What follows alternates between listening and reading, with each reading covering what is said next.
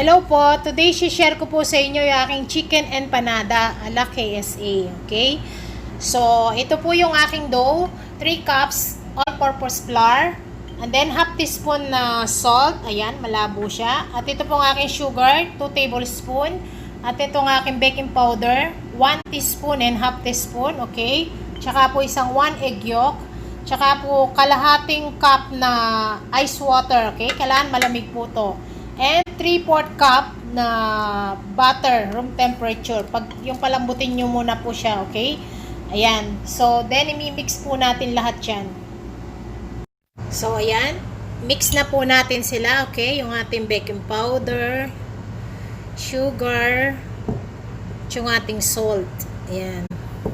So, ito pong egg natin, bago natin siya lagay, ihalo po natin siyang ganito, okay? Para hindi po siya buo. So, ito po yung ating butter na 3/4 cup. Okay? Ayan. Hindi po puno yung ano natin. Tong cup na to. Yung room temperature po ang butter ninyo, ha? Yung malambot siya. Hindi po yung matigas siya na nanggaling sa ref. Okay? Mimix lang po natin yan. So, ayan. Ito po ay kakamayin natin, okay? Pero magugas muna tayo ng kamay. Ayan, nagugas na po ako ng kamay kahit kakamayin ko siya. Kasi kapag nag-gloves po tayo ng plastic, ididikit lang po itong butter sa plastic. At hindi natin siya makakapang mabuti. Okay? So, mimix well po natin ito hanggang ma-chip po natin yung parang breadcrumbs ang dating niya, okay? Yan, malinis po yung kamay ko at nagugas ako. Mix ko lang po siya mabuti, okay? Ayan na po, na-mix well na natin siya, okay? Para na siyang breadcrumbs yung dating niya, ayan. So ngayon, lalagay na po natin yung ice water natin na half cup.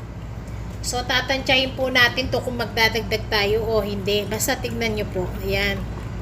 Half cup po ito na ice water, yung malamig, okay? At ito pong ating 1 egg yolk. Kasi matagal ko na pong hindi linuluto itong aking empanada na to eh. So, half cup muna po yung water natin na malamig, okay? Tsaka itong isang egg yolk. Then, mix lang po natin siya. So, ito na po yung texture niya. So, mag-add lang po tayo ng 2 tablespoon na malamig na tubig, okay? So, ang bali po ang water niya ay half cup ice water tsaka 2 tablespoon. Okay? Ayan po. So, ngayon, ito na po yung kanyang texture. Mamasahin na po natin ito.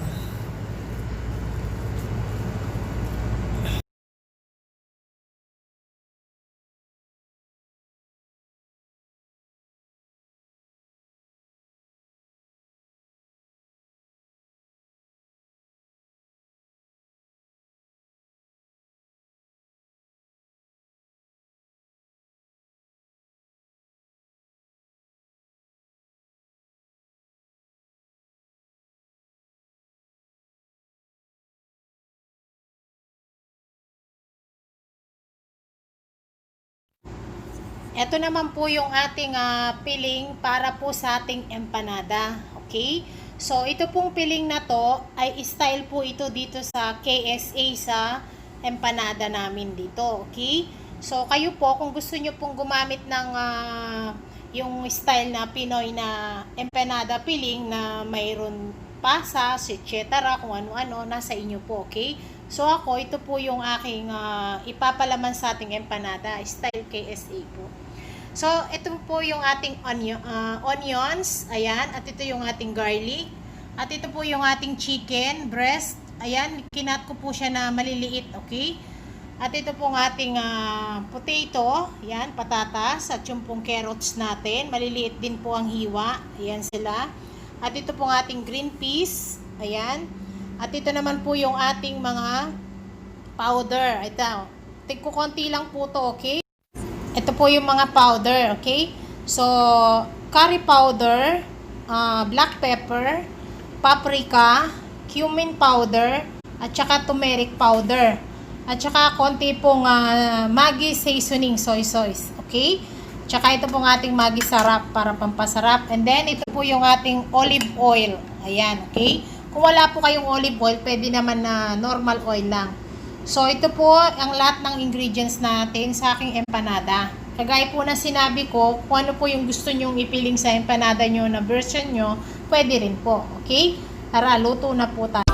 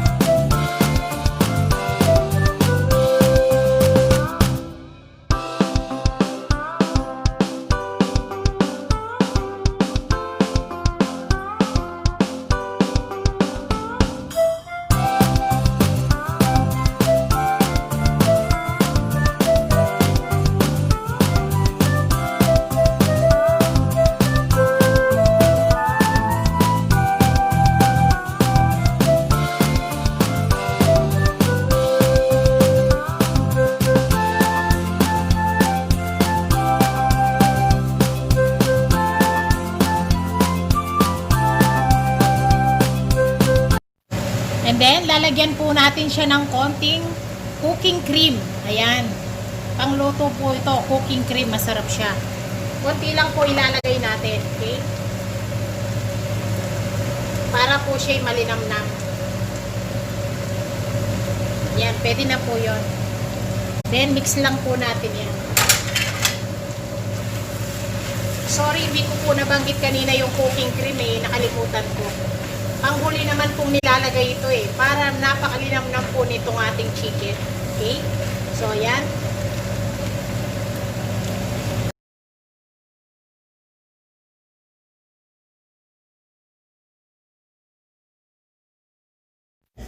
Ito na po yung ating empanada dough. Ayan. After 30 minutes, ito po ay malamig na siya. So, ready na po to. Gamitan natin siya ng rolling pin. Okay? Pakita ko muna po sa inyo. So, ayan. Pasadayin lang po natin siya hanggang yung nipis na gusto ninyo para sa ating empanada. Okay? Then, hihulma po natin siya. Balikan ko po kayo. Ayan po. Napalapad na natin siya. So, ganito lang po kanipis. Ayan. Kung ano po yung gusto ninyong kapal, ilalagyan lang po natin siya ng flour ganito, okay? Para po pag pinasadahan natin ay hindi mahirap, madulas siya, okay? Ayan po. Pantayan lang po natin siya, okay? So ngayon, gagamitan po natin yan ng pang size. So ito po yung aking pansukat kasi gusto ko ay malaki sila, okay? Kayo po kung ano yung gustong size nyo. Ayan po.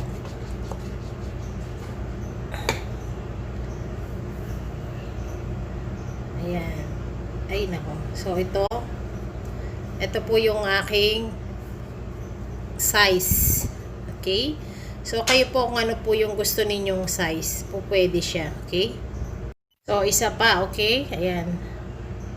Yung pong natira, wag nyong itatapon kasi pwede pa po yan. Ipagsali-sali lang natin siya. Ayan po. Okay? So, ito po yung size ng ayan. Kung kayo kung ano po yung gusto nyong size, pwede. At ganyan lang po kanipis. Okay? Tapusin ko lang po lahat to. Ito na po yung nagawa natin. Ayan. Okay? Ayan. Ito po sila. Pwede nyo pong ilagay ito sa rep. At kung gusto nyong gagawa, ay lagi silang fresh. Tanggalin nyo lang sila sa ref. Okay? At nilalagyan nyo po sila ng ganito para hindi sila dumidikit. Okay? Ayan po sila. So, mag-toppings na po, magpiling na po tayo. At pwede po kayong gumamit ng mga ganito Or yan, yung mga ganito. Yan, kung ano yung design. Ayan po sila. Kung meron kayo, okay? So, ako gagamitan ko na lang po siya ng itong ganito tinidor. Pakita ko sa inyo.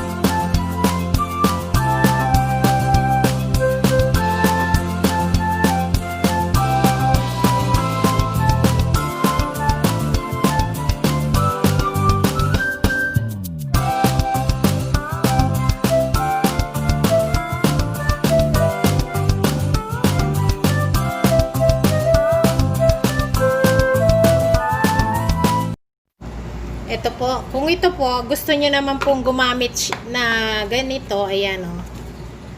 Ito, lagay nyo lang siya dito. Okay. Tapos, lagyan nyo siyang piling. Huwag gano'ng marami, yung katamtaman lang. Ayan. Gusto nyo gumamit ng ganito pong gamit. Okay. Ayan po, then i-close nyo lang siya. Ayan. Tanggalin nyo lang yon para madali sa inyo kung gusto nyo. Ayan. So, ito na ho siya. Okay? Kung ano po yung inyong gusto sa tinidor o ganito. Ayan po. Tapos na po yung empanada natin. Okay? So, ito po dahil marami akong ginawa, kung marami kayong gagawin, pwede po yung iba na ilagay nyo lang po sila sa ref. Okay? Ganyan. Ilagay nyo po sila dito. Then, balutan nyo po ito ng plastic. Pagkatapos po, ilagay nyo po sila sa nagyayelo. Pag gusto nyo po silang kainin, ilabas nyo na lang po bago nyo sila pirituhin. Okay? So, pwede po yan silang stock sa ref. Okay? Ayan po. So, ito na po sila. Linagay ko po sila dito. Marami akong ginawa. Para i-reserve ko yung iba, ilalagay ko sa nagyayelo. So, pag gusto ko, ilalabas ko na lang at magluluto tayo. Ganun po yung gawin nyo para hindi kayo gawa ng gawa. Okay? So, yan. Ganyan po. At balutan nyo po ito ng plastic. Okay? At bago nyo sila iluto, ilalabas nyo na sila ng mga 5 minutes. Ayan. Balutan nyo po ng ganitong plastic. Okay? Pag ilalagay nyo sila sa nagyayelo. Ito na po yung ating empanada. Ibe-bake na po natin ito. Okay? Sa 190 Celsius. Then, babrasan po natin siya ng egg yolk. Okay? Ayan. Bago po natin sila i-bake, brasan nyo lang po siya dito ng buo. Okay? Ayan. Tapusin ko lang po sila. At ito naman po ay ipiprito natin ito. Okay? Isang prito tsaka oven po ang gagawin natin dito sa empanada natin. Okay?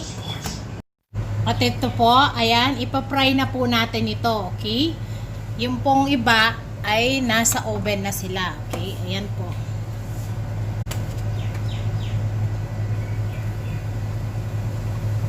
Sa medium fire lang po, okay?